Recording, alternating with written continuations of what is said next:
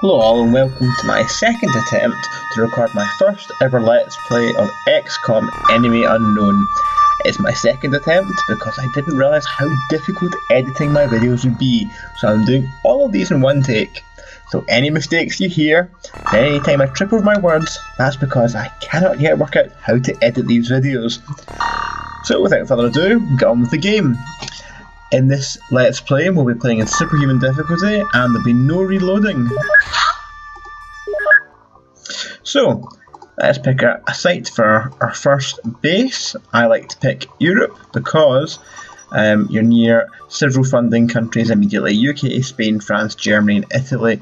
Although America is the biggest funding country in terms of money, these countries between them are good to hold on to. In this game I suspect I'll be losing some funding for some countries. It's difficult Superhuman level. I've played the game before many times in the past, and recently been playing more often since I got it on Steam, and I've beaten it once or twice on easier difficulty levels, but never this hard, so we'll see how I get on. So first things first, anyone who's played the game before will tell you that the base layout you're given isn't the best. I know you can use things like XCOM util to change the default base layout, but I kind of think of that as cheating a little bit. If I was playing just for my own enjoyment, I might use it, but if I'm doing a challenge, I'm doing a Let's Play, I want to do it as designed. So what I'm going to do here is build some new hangars up at this end of the base so I can sell these two down the bottom. The reason I want to do that is because aliens, when they attack your base, once they detect it, can enter through the hangars or the airlock or access lift it is, because this is not Terror from the Deep. If I group everything together at one end of the base, I have only one point of entrance. I've got a kill zone, a choke point here, because I'll be able to sell this living quarters later on. So one of the things I'll be doing is building another living quarters, and because I'll be deleting that one, I will build another living quarters as well. I also want to build another general stores for all the stuff I'm going to steal from the aliens.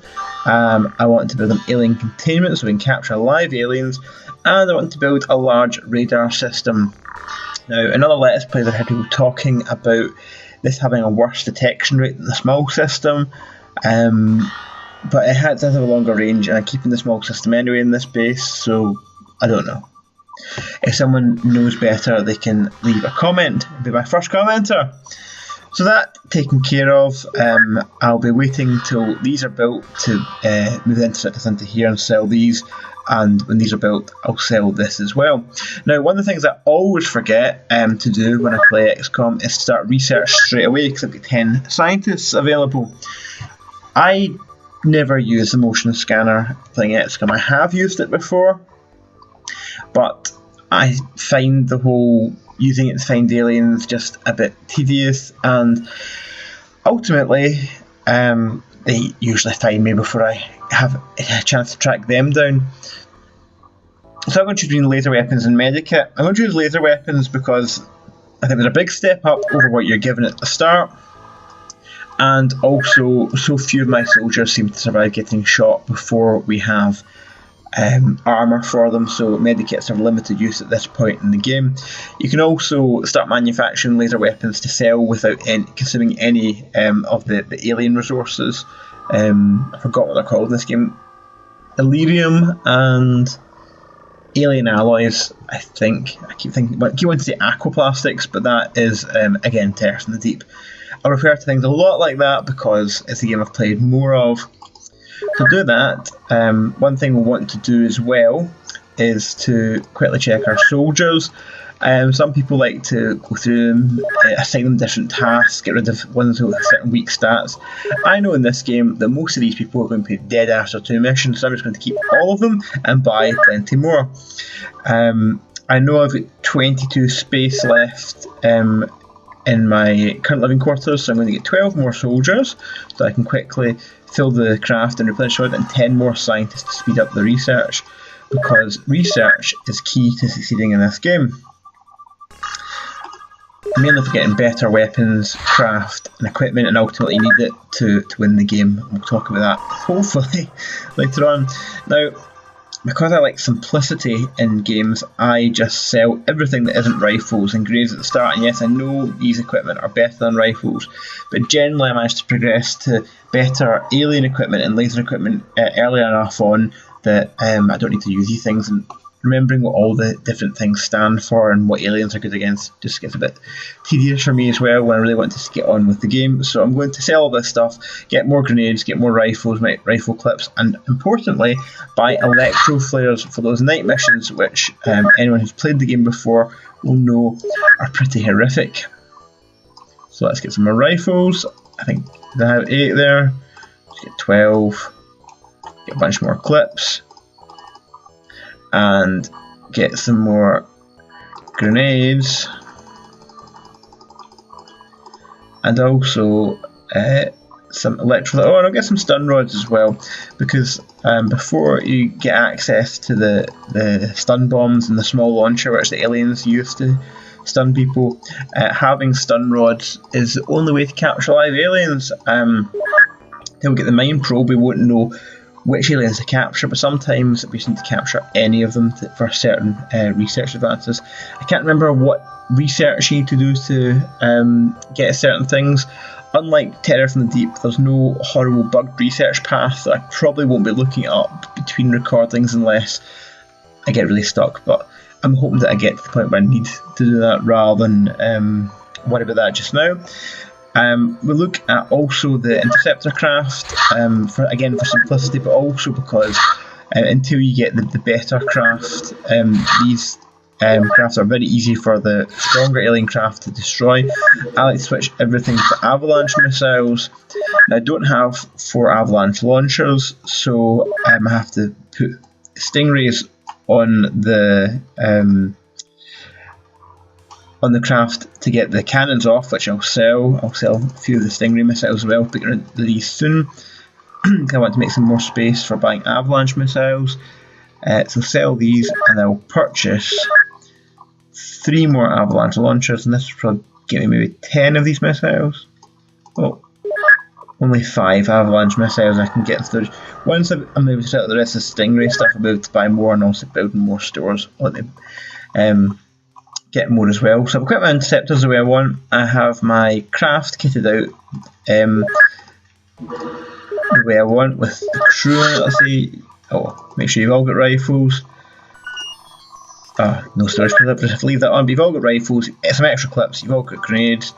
I'll wait till the electrifiers arrive, and that's all we have to do. So I'm going to zoom out just a wee bit, and then I'm going to speed it up and see what aliens come. Now, one of the disadvantages of going with all missiles the way I have done is that this will probably destroy this craft, but there's so little you get from the smaller ones. I kind of don't mind, because I think it's over water, but because it's not going to survive anyway, I'm just going to destroy it if I can catch it.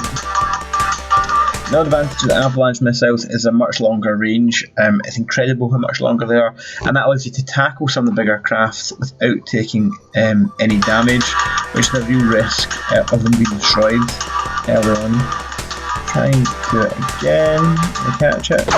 Again, if that's been over land, it's destroyed anyway, so it's not really worth waiting. But one craft destroyed, something that goes positively towards the score, and given that I'll probably be getting a terror mission at the end of the month, which a good chance I'll fail.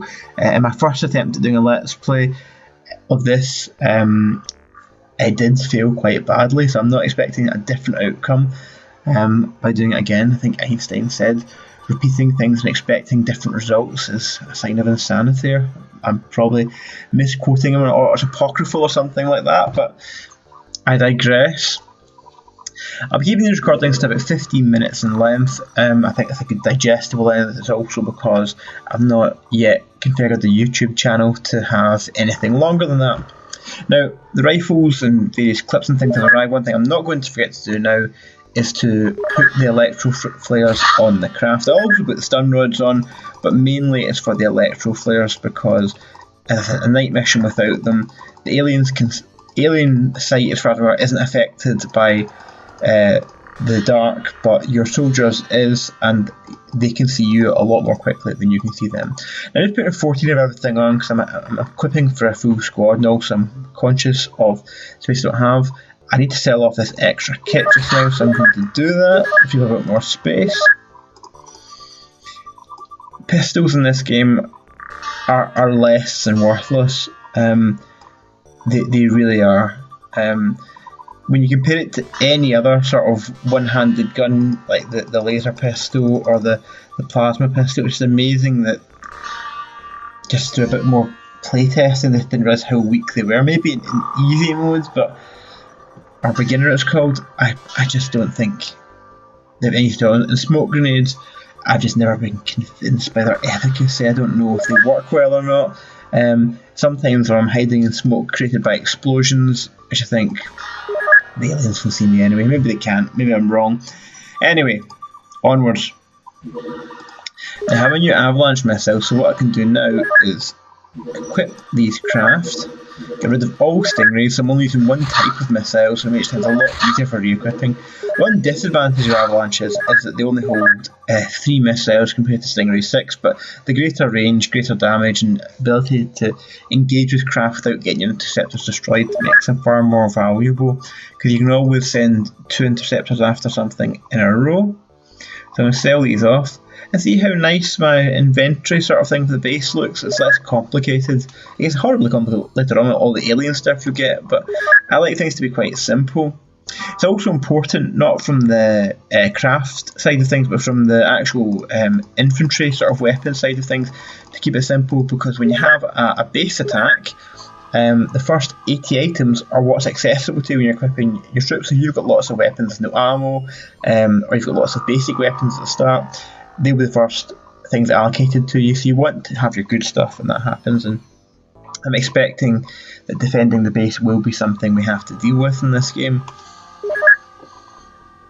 So that's that taken care of. Oh, and all the soldiers have arrived, so what we can do now, and the scientists as well importantly, is go to our research.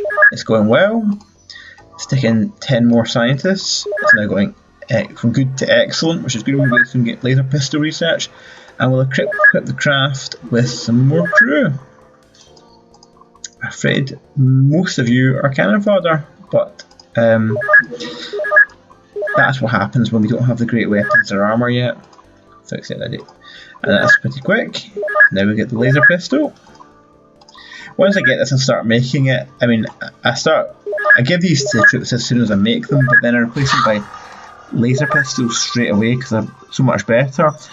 But they're good to make and sell, and the thing I like most about laser weaponry is the low time unit cost, because even at, you can see with an auto shot from stationary position, a soldier's going to be able to get off 4 of these because they're 25% each, which is really handy to start on if you can see the alien, and so that's 12 shots, and because they don't require any ammunition, that's a lot of shots, and given that accuracy also is pretty terrible at the beginning as well to just keep firing. So laser pistol, start researching you. And we'll manufacture some, I think this is laser rifle. Laser rifle researching, laser pistol manufacture. We've got 10 engineers. I tried to keep these guys busy continuously throughout the game, simply because I'm paying them to be there, and if you look at stuff like that, it costs 8,000 and I think we sell them for 20,000, so long as it's some spare cash, and we do, we can keep turning this into more and more cash, and there are charts and things out there, you can look at what the best thing to build is. I'll try not to look them up, I'll try just to go with whatever's best. So general store is complete, look in the base, that's good. I could buy more stuff if I wanted to, but I'm quite happy with what I've got. I'm just going to speed it on again. I'm getting close to the end of the 15-minute mark, so just enough time to send the Sky Ranger out to this mission. So all's equipped, and we might just get enough time to get set up so that we can start the next one with our first mission. So yes, we'll begin the mission. So I will try and get the troops set up. Just wait for the screen to load. Here we go. Well, what I'll do is I'll actually end the video here, but what I'll do is I'll equip everything. All I'm going to do is give them a stun rod in their backpack, and the next video I will start the first turn.